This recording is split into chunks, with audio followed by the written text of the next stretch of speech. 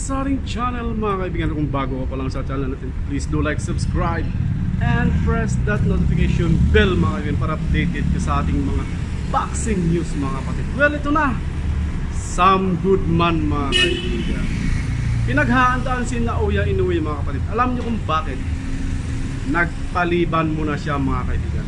Although siya ang mandatory challenger mga kaibigan kay Naoya Inoue sa dalawang division mga kapatid, WBO at saka WBA mga kaibigan. Pero hindi muna sila laban kay Naoya Inoue mga kapatid, kundi magkaroon muna siya ng tune-up fight against sa isang Thailander boxer mga kaibigan. Well, ito mga kapatid, talagang honest opinion ko lang. Alam ni Sam Goodman na matindi itong si Naoya Inoue mga kaibigan. At hindi siya basta-basta nagmamadali. Diba?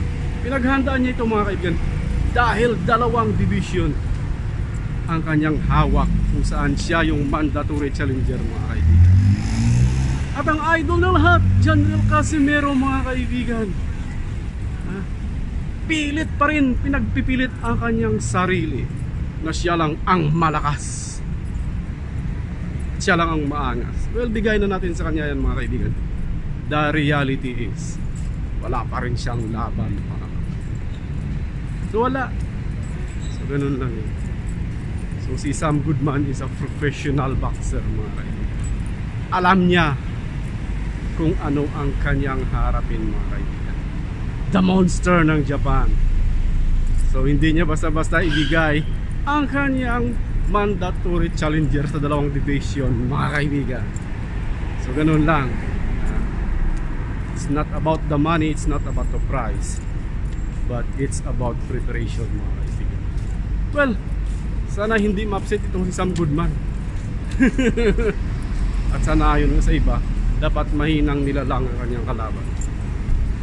So yun, pinili nila ang isang Thailander boxer mga kaibigan na wala namang bilang.